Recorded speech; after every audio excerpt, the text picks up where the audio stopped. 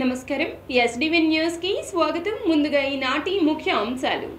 నవ్యాంధ్ర సమగ్రాభివృద్ధికి అవసరమైన సహాయ సహకారాలు అందించాలంటూ కేంద్రాన్ని కోరిన సీఎం చంద్రబాబు. దొంగే దొంగ దొంగ అని అరచినట్లు తెదేపా ప్రభుత్వంపై ఆరోపణలు గుప్పిస్తున్నారంటూ మండిపడ్డ రాష్ట్ర నీటిపారుదల శాఖ మంత్రి నిమ్మల రామానాయుడు. కేంద్రంలోని భాజపా ప్రభుత్వం ఏకపక్షంగా నూతన క్రిమినల్ చట్టాలు తీసుకొచ్చిందంటూ విమర్శించిన న్యాయవాది నరహరిశెట్టి నరసింహారావు. రేపటి నుండి నెల్లూరులో ఎక్కడ పడితే అక్కడ ఫ్లెక్సీలు కట్టేందుకు వీలు లేదని, తాము కేటాయించిన ప్రాంతాల్లోనే ఫ్లెక్సీలు కట్టుకోవాలంటూ సూచించిన మంత్రి పొంగూరు నారాయణ.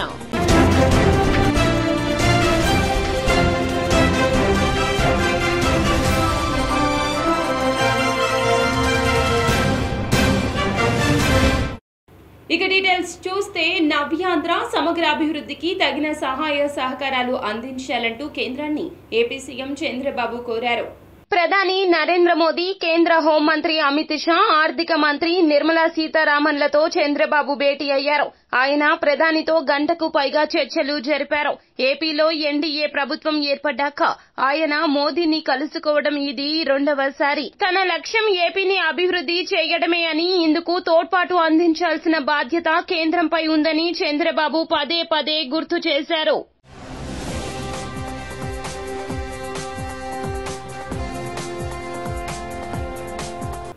వైకాపా నాయకులు దొంగే దొంగ అన్న చందన టీడీపీపై ఆరోపణలు గుప్పిస్తున్నారని మంత్రి నిమ్మల వెల్లడించారు. ముఖ్యమంత్రి చంద్రబాబుతో ఢిల్లీ వచ్చిన ఆయన శనివారం ఏపీ భవన్ లో విలేకరులతో మాట్లాడారు. 2020 ఆగస్టులో వచ్చిన 23 లక్షల క్యూసెక్కుల వరద వల్ల డయాఫ్రమ్ వాల్ దెబ్బతిందన్నారు. ఇది మానవ తప్పిదమని ఐఐటి నిపుణులు చెప్పిన మాట వాస్తవమా కాదా? ఎగువ కాపర్ డ్యాం మిగిలిన భాగాన్ని పూర్తి చేయకపోవడం వల్లే వరద నీరు సుడులు తిరుగుతూ ఇసుకను కోసేయడంతో డయాఫ్రమ్ వాల్ దెబ్బతిన్నట్లు ఐఐటి నిపుణులు చెప్పారన్నారు. అధికారంలో ఉండి పోలవరాన్ని గోదావరిలో ముంచేసినటువంటి వాళ్ళు ఈరోజు పోలవరం గురించి మాట్లాడడం, 5 ఏళ్ల తమ అసమర్థ పాలన నుండి మరి ప్రజలను దారి మళ్లించడానికి సమర్థవంతమైనటువంటి మా ప్రభుత్వ పాలన మీద అసత్యాలు ప్రచారం చేసేటువంటి స్థాయిలో ఈరోజు వైసీపీ ప్రభుత్వాన్ని చూస్తూ ఉంటే దొంగే దొంగ దొంగ అని అరిచినట్లుగా ఉన్నటువంటి పరిస్థితి ఈరోజు వైఎస్ఆర్సీపీ వైఖరి పోలవరం మీద ఉన్నటువంటి పరిస్థితి. ఏదైతే చాలా క్లియర్గా ఈ వైఎస్ఆర్సీపీని, ఈ యొక్క జగన్మోహన్ రెడ్డిని చాలా క్లియర్గా స్ట్రైట్గా అడుగుతూ ఉన్నాం. ఏదైతే 2020 ఆగస్టులో వచ్చినటువంటి 23 లక్షల క్యూసెక్కుల నీరుకి డయాఫ్రమ్ వాల్ దెబ్బతిన్నదని సాక్షాత్తు నీతి ఆయోగ్కి ఇచ్చినటువంటి రిపోర్ట్లో ఐఐటి హైదరాబాద్ నిపుణులు చెప్పిన మాట వాస్తవమా కాదా? ఇది ప్రకృతి తప్పిదం కాదు, ఇది ప్రభుత్వ తప్పిదము. ఇటువంటి క్రిటికల్ ప్రాజెక్టులలో ఇటువంటి ఏజెన్సీని రద్దు చేసేటువంటి ప్రయోగాలు చేయవద్దు అని ఐఐటి హైదరాబాద్ తన రిపోర్టులో చెప్పినటువంటి మాట వాస్తవమా కాదా?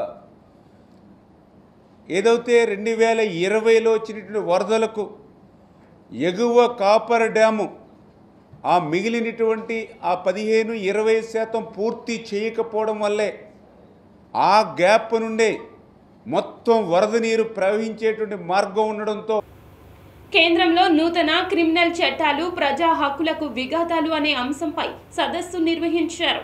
ఈ సందర్భంగా ఆయన మాట్లాడుతూ, నూతన చట్టాలు బ్రిటిషు చట్టాల కంటే ప్రమాదకరంగా ఉన్నాయన్నారు. ప్రశ్నించే గొంతుకలను అణచి వేసేస్తాయన్నారు. ఏదైనా పట్టదగిన నేరం జరిగినప్పుడు బాధితుల ఫిర్యాదు మేరకు వెంటనే ఎఫ్ఐఆర్ నమోదు చేయకుండా 14 రోజులు విచారణ జరిపించి పై అధికారుల అనుమతితో మాత్రమే ఎఫ్ఐఆర్ నమోదు చేస్తారన్నారు. దీనివల్ల బాధితులకు తీవ్ర నష్టం జరుగుతుందన్నారు. విక్టిమ్స్కి వచ్చేసరికి వాళ్ళ హక్కుల్ని కాపాడలేదు ప్రస్తుతం ఉన్నటువంటి చట్టాలు.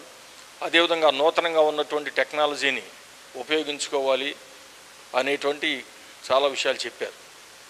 సరే, మొట్టమొదటిగా చెప్పేది వలస పాలకుల చట్టాలని వీళ్ళు మార్చి మనకు అవసరమైనటువంటి చట్టాలని ఒక స్వతంత్ర దేశంలో ప్రజల చేత ఎన్నుకోబడినటువంటి ప్రభుత్వం చేయదగినటువంటి చట్టాలేనా ఇవన్నీ మనం ఒకసారి చూసినప్పుడు ఏంటంటే వీళ్ళు ఇంతకుముందు ఉన్నటువంటి 3 చట్టాలని ఇంతకుముందు మనకు IPC, CrPC, Indian evidence act అనేది ఉండేది. వాటిలన్నింటినీ తీసేసి 3 కొత్త చట్టాలను తీసుకొచ్చారు. భారతీయ న్యాయ సంహిత, భారతీయ నాగరిక సురక్షా సంహిత, భారతీయ సాక్ష్య అధినియం, ఆ 3 పేర్లు ఇచ్చారు. అంటే ఈ చట్టం రాకముందు అమల్లో లేనటువంటి దాన్ని ఇప్పుడు అమలు జరపడానికి వీలుగా తీసుకొచ్చారు. అంటే రిట్రాగ్రెషన్ వెనక్కి వెళ్తూ ఉంది ఒకటి. రెండోది, ఇప్పుడున్న మొత్తం చట్టాల్లో ఇంగ్లీష్ పేపర్లో కూడా ఏమని రాస్తుంటారంటే డ్రెకోనియన్ యాక్ట్ అంటారు. Unlawful act with prevention act అని, చట్ట వ్యతిరేక చర్యల నిరోధక చట్టం. మొత్తం ఇప్పుడున్న క్రిమినల్ లాస్లో unlawful act with prevention act, this is the most draconian act అని, దుర్మార్గమైన చట్టం అని మామూలుగా పేపర్ కాల్ రైట్ వే పనిగా పెట్టుకుందా ప్రభుత్వం. ఇవాళ భారత రాజ్యాంగం అన్నా అడగ లెక్కలేదు. మాకు 300 సీట్లు వస్తే 400 సీట్లు వస్తే రాజ్యాంగాన్ని మార్చేస్తామని నిస్సిగ్గుగా ఎన్నికల్లో ప్రచారం చేసినటువంటి ప్రధానమంత్రిని, హోంమంత్రిని, బీజేపీ నాయకులు కూడా మనం చూసాం. ఇవాళ దేశంలో ఉన్న ప్రజలు వాళ్ళకి ఎలా బుద్ధి చెప్పారో కూడా మనం చూసాం. మ్యాజిక్ ఫిగర్కి దగ్గర లేకుండా పోయారు. అయినా కూడా వాళ్ళ యొక్క కుచితమైనటువంటి ఆలోచనలో మార్పు రాలా. ఇవాళ 3 క్రిమినల్ చట్టాలు తీసుకొచ్చిన తర్వాత వీళ్ళకన్నా మన బ్రిటిష్ వాళ్ళని ఏమైనటువంటి పరిస్థితి వాళ్ళ భారతదేశంలో ఉన్నటువంటి ప్రజలు ఆలోచన చేసే పరిస్థితి వాళ్ళు తీసుకొచ్చారు. ఇది శోచనీయం. ఏదేమైనా ఈ చట్టాల్లో మార్పు తీసుకొచ్చే వరకు కూడా మనం ప్రజా సంఘాలందరినీ కూడా కూడగట్టి, అలాగే రాజకీయ నాయకులు అయితే వాళ్ళ భారత పార్లమెంట్లో ఉన్నారు, వాళ్ళని కూడా మనం అడగవలసిన సమస్య కూడా ఆసనమైంది. ఆనాడు ఎవరన్నా ఎదురు తిరుగుతారేమని చెప్పి పక్షాలేకమైన చట్టాలు ఇవన్నీ వీటిని మేము అంగీకరించాం. ఇది ప్రజల్లోకి తీసుకుపోవాలని మేము నిర్ణయం చేసాం.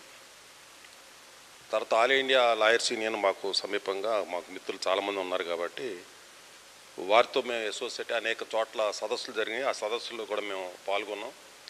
మేము మా పార్టీ శ్రేణులకు కూడా దీన్ని తీసుకెళ్ళాము.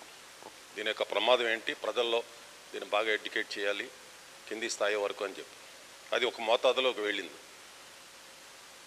మా లాయర్స్ యూనియన్ రాజేంద్ర ప్రసాద్ గారు వీళ్ళంతా నాయకత్వం వహించి చాలా చొరవ చేసి మన రాష్ట్రంలో ఎన్నికల ముందు చాలా మంచి విస్తృత స్థాయిలోనే సదస్సులు, సమావేశాలు, రౌండ్ టేబుల్స్ పెట్టి దీన్ని ఒక పై లేయర్లో కొంత ఎడ్యుకేషన్ జరిగింది. అయితే మేము కోరుకుంటున్నది ఏంటంటే ఇప్పుడు రాజేంద్ర ప్రసాద్ గారు చెప్పారు ప్రజల్లోకి దీన్ని విస్తృతంగా తీసుకెళ్ళాలి, వైకే గారు కూడా చెప్పారు. ఆ రకంగా కింది స్థాయికి అంటే ఇది కేవలం లాయర్స్ది రాజకీయ పక్షాల నెల్లూరులో కొన్ని ప్రాంతాల్లోనే రేపటి నుంచి ఫ్లెక్సీలు కట్టుకోవాలని మంత్రి పొంగూరు నారాయణ వెల్లడించారు. రేపటి నుంచి నెల్లూరులో ఎక్కడ పడితే అక్కడ ఫ్లెక్సీలు కట్టేందుకు వీలు లేదని, తాము కేటాయించిన ప్రాంతాల్లోనే ఫ్లెక్సీలు కట్టుకోవాలని మంత్రి పొంగూరు నారాయణ తెలిపారు. ఈ సందర్భంగా నెల్లూరు నగరం హరనాథపురం సమీపంలోని సర్వేపల్లి కాలువపై ఆయన ఆకస్మికంగా పర్యటించారు. ముందుగా నారాయణకు స్థానిక నాయకులు, కార్యకర్తలు, ప్రజలు ఘన స్వాగతం పలికారు. ట్రాఫిక్ ని రద్దీని తగ్గించడం కోసంగా 2014 నుంచి 19 దాకా ఈ సర్వేపల్లి కెనాల్ మీద ఒక 5 బ్రిడ్జిలు కట్టాలని ఒక 2 బ్రిడ్జిలో 3 బ్రిడ్జిలో శాంక్షన్ చేసాం. అప్పుడు ఈ బ్రిడ్జి మనం ఏదైతే ఈ రౌండ్ బ్రిడ్జి అంటారు, రౌండ్ కాలువ, దానికి సంబంధించి యాక్చువల్గా శాంక్షన్ చేసాం. దాంట్లో ఇంకా కొన్ని వర్క్లు అంటే జాయినింగ్ రోడ్డు, సిమెంట్ రోడ్డు వేయాలి, ఇది వేయాలి, కొద్దిగా రీటైనింగ్ వాళ్ళు అక్కడ కట్టాలి. ఇప్పుడే మా అధికారులకి చెప్పాను ఇమీడియట్గా దాన్ని ఎస్టిమేషన్ వేసి కంప్లీట్ చేయమని. తర్వాత ఈ సర్వేపల్లి కాలువ కట్ట ఎలక్షన్ తిరిగేటప్పుడు వాళ్ళందరూ ఒక రిక్వెస్ట్ అడిగారు. ఆ 2 ఇళ్ల మీద 2 వరుసలు ఇల్లు ఉన్నాయి, 2-3 వరుసలు ఉన్నాయి, కొన్ని దగ్గర 2 ఉన్నాయి, కొన్ని దగ్గర 3 వరుసలు ఉన్నాయి. వాటి మధ్య ఒక కాలువ ఉంది. ఒకప్పుడు బహుశా అది ఇరిగేషన్ కెనాలు, అది యాక్చువల్ ఇరిగేషన్ కెనాలే. ఇప్పుడు దాని మీద ఇరిగేషన్ లేదు. అయితే దానివల్ల అది కంప్లీట్గా సిల్ట్ తయారైపోయి భయంకరమైన వాసన వస్తూ ఉంది. ఎలక్షన్ అప్పుడు చెప్పాను దాన్ని కంప్లీట్ చేస్తాను. ఇవాళ యాక్చువల్గా అది కూడా చూడటానికి ఈ డివిజన్లో ఉన్న మా పార్టీ వాళ్ళతో అధికారులతో యాక్చువల్గా ఈరోజు చూడటం జరిగింది. అధికారులకు ఇన్స్ట్రక్షన్ ఇచ్చాను, ఇమీడియట్గా ఎస్టిమేషన్ చేయండి, దాన్ని శాంక్షన్ చేస్తాం, ఇమీడియట్గా దాన్ని టేకప్ చేయండి. ఎందుకంటే అటువంటి వల్లనే రోగాలు వచ్చేది, డయారియా కావచ్చు లేదా అనేకమైన వ్యాధులు వచ్చేది. కారణం ఏంటంటే అటువంటి కెనాల్స్ ఉండబట్టే అటువంటి వాటిలన్నింటినీ చేయాలి. అయితే ఈరోజు ఖజానా ఖాళీ, ఖజానాలో డబ్బులు లేవు, అన్ని విధాల ప్రభుత్వం తంటాలు పడుతుంది. ఎందుకంటే కేంద్ర ప్రభుత్వం 2019 నుంచి ఇచ్చిన ప్రాజెక్టులు 27,000 కోట్లు ఉన్నాయి. మన రాష్ట్ర ప్రభుత్వం 10,000 కోట్లు పెడితే కేంద్ర ప్రభుత్వం 10,000 కోట్లు ఇవ్వడానికి రెడీగా ఉంది. వాళ్ళు ఇచ్చిన డబ్బుల్ని 2001 నుంచి ఇంతవరకు ఖర్చు పెట్టలే గత ప్రభుత్వం. ఏపీ సీఎం చంద్రబాబు అన్న మాట ప్రకారం మాట నిలబెట్టుకున్నారు. ఒక డ్రైవర్కు ఎలక్ట్రిక్ ఆటోను బహూకరించారు. గుడివాడలో ఇటీవల అన్న క్యాంటీన్ ను సీఎం చంద్రబాబు పునః ప్రారంభించిన విషయం తెలిసిందే. క్యాంటీన్ ప్రారంభ సభలో బ్యాటరీ ఆటో సమకూరుస్తానంటూ ఆటో డ్రైవర్ రజనీకాంత్ కు చంద్రబాబు హామీ ఇచ్చారు. గంటల వ్యవధిలో రజనీకాంత్ కు 3.9 లక్షల విలువైన ఎలక్ట్రిక్ ఆటోను అధికారుల చేత సీఎం అందజేశారు.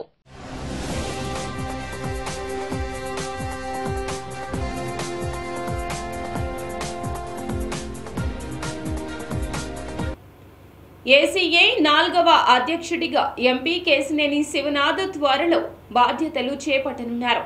అధ్యక్షుడితో పాటు మొత్తం కార్యవర్గ ఎన్నిక ఏకగ్రీవమైంది. అపెక్స్ కౌన్సిల్లోని 6 పదవులకు విశాఖ ఏసీఏ వీడీసీఏ స్టేడియంలో నామినేషన్లు స్వీకరించారు.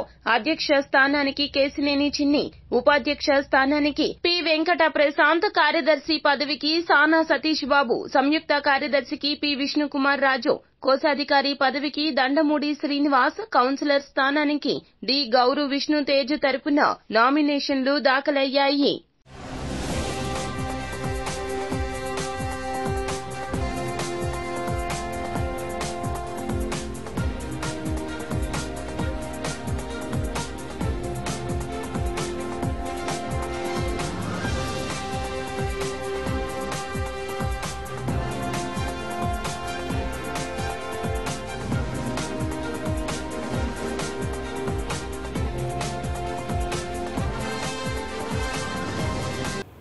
వైకాపా సభ్యత్వానికి మాజీ మంత్రి ఆళ్ల నాని రాజీనామా చేశారు. వ్యక్తిగత కారణాలతోనే ఈ నిర్ణయం తీసుకుంటున్నట్లు తెలిపారు. ఏలూరులోని వైకాపా జిల్లా కార్యాలయ భవనాన్ని పడగొట్టిన ఘటనపై ఆయన విలేకరులతో మాట్లాడారు. ఆ స్థలాన్ని 7 ఏళ్ల క్రిందట లీజుకు తీసుకున్నామన్నారు. సమయం పూర్తి కావడంతో యజమానికి అప్పగించామన్నారు. ఆగస్టు 1నే స్థలాన్ని అప్పగించినట్లు 15వ తేదీన స్వాతంత్ర వేడుకలను పార్టీ ఆధ్వర్యంలో నిర్వహించాల్సి ఉన్నందున అప్పటి వరకు ఆగారన్నారు. కార్యకర్తల్లోనూ కొంత అపోహ, దానివల్ల కొంచెం మనస్తాపం కూడా ఉంటుంది. నేను రిజైన్ చేయటం వల్ల జిల్లా అధ్యక్షుడిగా అది అలా చేయటం కాదు, ఇది సంవత్సర కాలంగా జరుగుతుంది. 15 రోజుల క్రితం పార్టీ ఆఫీస్ మేనేజర్ గారు కూడా కేంద్ర కార్యాలయానికి ఇన్ఫార్మ్ చేసిన తర్వాత వాళ్ళు సరే అని చెప్పి వాళ్ళు చెప్పిన తర్వాత వాళ్ళు డిస్మాండిల్ చేసే ముందు కూడా పార్టీ ఆఫీస్ మేనేజర్ కేంద్ర కార్యాలయానికి ఇన్ఫార్మ్ చేసిన తర్వాత మాత్రమే అది జరిగింది. దయచేసి కార్యకర్తలను, నాయకులను ఈ విషయాన్ని అర్థం చేసుకోమని నేను కూడా కోరుతూ, జగన్ అసెంబ్లీకి వచ్చి అడిగితే మాట్లాడే అవకాశం ఇస్తామంటూ శాసన సభాపతి చింతకాయల అయ్యన్న పాత్రుడు వెల్లడించారు. ఇందుకు వైకాపా ఎమ్మెల్యేలు ఏమీ అతీతులు కారు. వారు కూడా అసెంబ్లీకి వచ్చి సమావేశాల్లో మాట్లాడవచ్చు. జగన్ సమావేశాలకు హాజరై చెయ్యెత్తి అడిగితే తప్పకుండా మాట్లాడే అవకాశం కల్పిస్తామని శాసన సభాపతి చింతకాయల అయ్యన్న పాత్రుడు అన్నారు. తిరుపతిలోని శ్రీ వెంకటేశ్వర జంతు ప్రదర్శనశాల సందర్శనకు కుటుంబ సభ్యులతో వచ్చిన ఆయన విలేకరులతో మాట్లాడారు.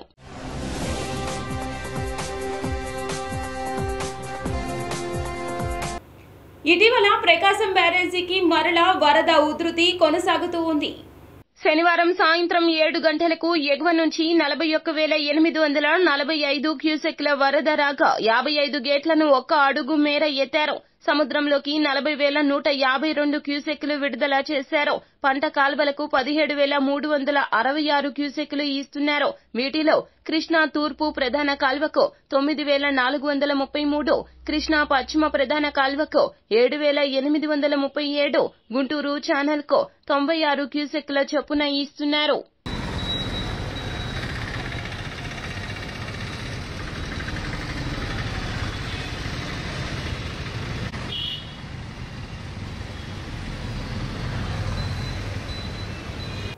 టీటీడీ పరిపాలనా భవనంలో అగ్ని ప్రమాదం సంభవించింది. ప్రమాదాన్ని పరిశీలించారు సివిఎండి ఎస్పీ శ్రీధర్. పలు ఆలయాల రోడ్లకు సంబంధించిన ఫైల్స్ దగ్ధమైనట్లు గుర్తింపు. తిరుపతిలోని టీటీడీ పరిపాలనా భవనంలో అగ్ని ప్రమాదం చోటు చేసుకుంది. ఈ ప్రమాదంలో టీటీడీ పరిధిలోని స్థానిక ఆలయాలకు సంబంధించిన ఇంజనీరింగ్ దస్త్రాలు పూర్తిగా దగ్ధమయ్యాయి. అగ్ని ప్రమాద ఘటనపై అధికారులకు నాగార్జున అనే ఉద్యోగి సమాచారం ఇచ్చారు.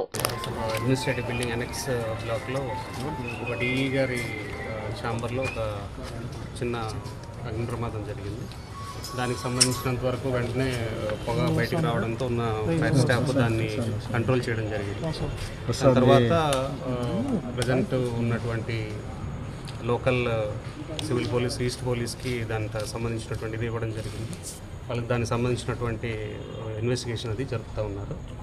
అదేవిధంగా దానికి సంబంధించి మేము ఫర్దర్ మిగతా ఫైల్స్ వాటికి సంబంధించినటువంటి వివరాలన్నీ కూడాను వర్కౌట్ చేస్తున్నాం. అంటే కంప్లీట్గా పార్షియల్ బర్నింగ్ అని కంప్లీట్ లేనట్టుంది. చంద్రబాబు హయాంలోనే అమరావతి పోలవరం ప్రాజెక్టు పూర్తి అవుతుందని ఎమ్మెల్యే గద్దె రామ్మోహన్ వెల్లడించారు. 12వ division Ayyappa Nagar treasury employees colony ప్రాంతంలో ఎమ్మెల్యే పర్యటించారు. డ్రైనేజీ సమస్యలు పరిశీలించారు. గద్దె మాట్లాడుతూ అన్న క్యాంటీన్లు ప్రారంభించడంతో ప్రజలు చాలా సంతోషంగా ఉన్నారన్నారు. జగన్ ప్రభుత్వం అధికారంలోకి వచ్చాక క్యాంటీన్లను రద్దు చేశాక వాటి విలువ ప్రజలకు తెలిసిందంటూ గుర్తు చేశారు. అన్న క్యాంటీన్లు నిన్న ఓపెన్ అయిన తర్వాత ప్రజల్లో ఆనందం. ఎందుకంటే గతంలో ఇదే అన్నా క్యాంటీన్ పబ్లిక్ అంతా కూడా చూడటం జరిగింది. తర్వాత 2019 ఎన్నికల్లో అన్నా క్యాంటీన్ కోసం అన్నా క్యాంటీన్ యొక్క ఇంపార్టెన్స్ కానీ దాని అవసరం కానీ 2019 నుంచి జగన్మోహన్ రెడ్డి గారు రద్దు చేసిన తర్వాత అన్నా క్యాంటీన్ ఉపయోగం ఎంతో ప్రజలకు బాగా తెలిసి వచ్చింది. ఇవాళ అంటా ఉన్నారు, ఒక ఆటో కార్మికుడు ఒక ఆటో ఓనర్ దగ్గర అద్దెకి తీసుకుని అతను తిప్పుకుంటూ మధ్యలో పొద్దున్న బ్రేక్ఫాస్ట్ కానివ్వండి, లంచ్ కానివ్వండి, డిన్నర్ కానీ 5 రూపాయలతో భోజనం చేస్తే 15 రూపాయలతో తన భోజనం అయిపోతా ఉంది. దాని తర్వాత వచ్చిన 500 వచ్చినా 600 వచ్చినా కూడా కుటుంబ అవసరాలు నేను వాడుకోగలుగుతున్నానని చెప్తా ఉన్నాడు. ఇవాళ 15 రూపాయలతో భోజనం పెడుతున్నారు చంద్రబాబు గారు అని అంటే దానికి కూడా యూట్యూబ్లో వ్యాఖ్యానాలు చేస్తా ఉన్నారు. ఆ 15 రూపాయలు ఎంత లాభం ఆయనకు వస్తుందో అని అడుగుతాను. ఇవాళ అన్నం తినేవాడు ఎవడో కూడా ఇవాళ ఒక భోజనం వేడివేడి లంచ్ కానివ్వండి, వేడివేడి డిన్నర్ కానివ్వండి, అదేవిధంగా పొద్దున బ్రేక్ఫాస్ట్ కానివ్వండి, కేవలం గవర్నమెంట్ ఇచ్చే దాంతో కలిపి 75 రూపాయలు ఖర్చు. ఇవాళ ఏ హోటల్కైనా వెళ్ళండి 60 రూపాయలు మినిమం. చిన్న హోటల్ అయితే 60 రూపాయలు భోజనం, పెద్ద హోటల్ అయితే 100 రూపాయలు భోజనం. 100 రూపాయలు భోజనం, ఒక్క భోజనం అంటే ఎంత అంటే 200 రూపాయలు. 2 పూట్ల భోజనం 200 రూపాయలు. పొద్దున పూట టిఫిన్ ఒక 30, 40, 50 అంటే 250 రూపాయలు. అంటే నెలకి 450 రూపాయలు ఖర్చు అవుతుంది ఇవాళ ఈ సిస్టంలో. చంద్రబాబు గారు ఇచ్చే అన్నా క్యాంటీన్ ద్వారా ఇచ్చే భోజనం నెలకి 450 రూపాయలు.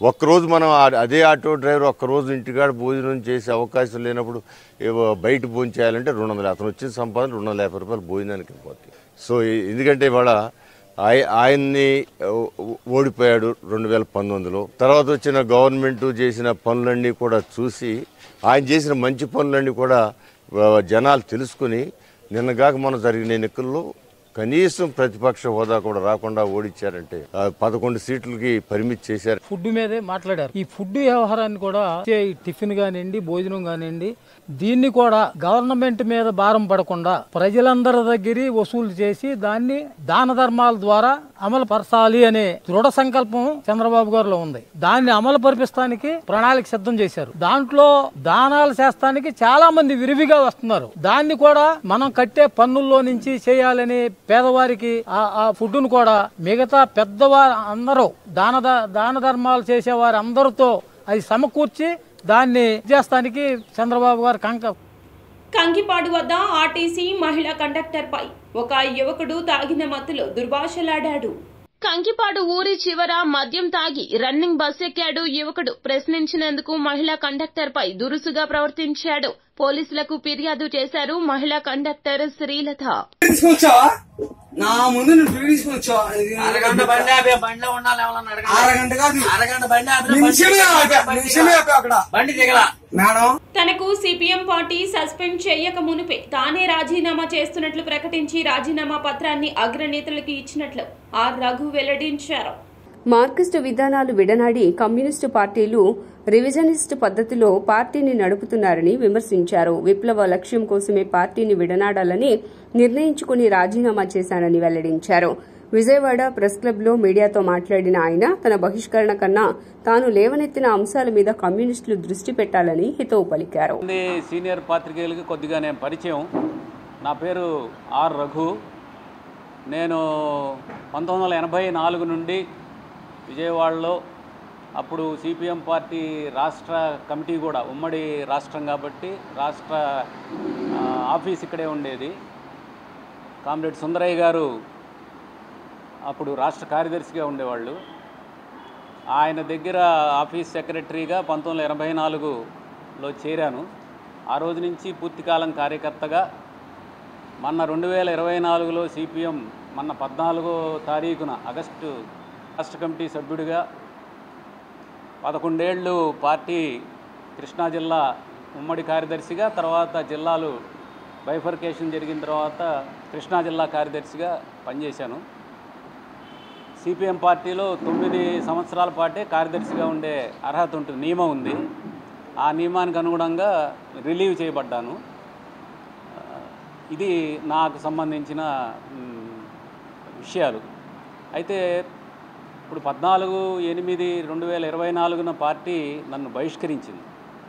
నేను నోట్లో చెప్పినట్టుగా వాళ్ళు చేసిన బహిష్కరణనే వాస్తవంగా మనస్ఫూర్తిగా ఆహ్వానిస్తున్నాను. కారణం ఏంటంటే వాళ్ళు బహిష్కరించడానికి 15 రోజుల ముందే నేను నా రాజీనామా పత్రాన్ని వాళ్ళకి ఇచ్చి దాంట్లో ఉన్న వివరాలన్నింటినీ వాళ్ళతో చర్చించడానికి నాయకత్వంతో ప్రయత్నం చేశాను. ఒకళ్ళిద్దరు నాయకులు నాతో మాట్లాడారు.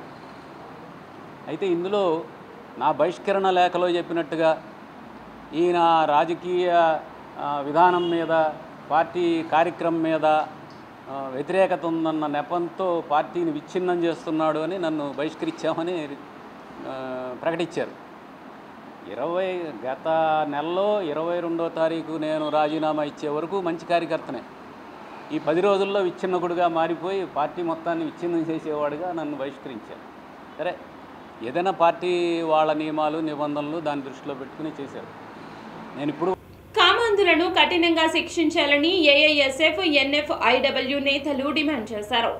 కోల్కతా మెడికో విద్యార్థి అత్యాచార ఘటనపై సమగ్ర దర్యాప్తు జరిపించాలి. ఇటువంటి ఘోరాలు పునరావృతం కాకుండా మహిళల భద్రతకై కేంద్ర రాష్ట ప్రభుత్వాలు పటిష్ట చర్యలు తీసుకోవాలని ఈరోజు ఉదయం ఏఐఎస్ఎఫ్ ఎన్ఎఫ్ఐడబ్ల్యూ ఆధ్వర్యంలో నర్సింగ్ విద్యార్థులతో పెద్ద ఎత్తున ర్యాలీగా వెళ్లి సిద్ధార్థ మెడికల్ కళాశాలలో దీక్ష చేపడుతున్న యూజీ, పీజీ విద్యార్థులకు మద్దతు తెలియజేశారు. ఈ సందర్భంగా ఏఐఎస్ఎఫ్ రాష్ట కోశాధికారి ఎం సాయి కుమార్, ఎన్ఎఫ్ఐడబ్ల్యూ విజయవాడ నగర కార్యదర్శి పంచదార్ల దుర్గాంబ మాట్లాడుతూ కోల్కతాలోని ఆర్జీకర్ ప్రభుత్వ వైద్య కళాశాల మెడికో విద్యార్థి అత్యాచార ఘటన దేశవ్యాప్తంగా సంచలనమైందన్నారు. శుక్రవారం అర్ధరాత్రి వరకు విధులు నిర్వహించి విశ్రాంతి తీసుకుందామని సెమినార్ హాల్కి వచ్చిన యువతి ఉదయానికి అర్ధనగ్న దేహంతో శవమై కనిపించింది. ఆమెపై దారుణంగా అత్యాచారం జరిగిందని, శరీరంపై, ప్రైవేటు భాగాలపై గాయాలయ్యి రక్తస్రావం జరిగినట్లు పోస్టుమార్టం ద్వారా వెల్లడైందన్నారు.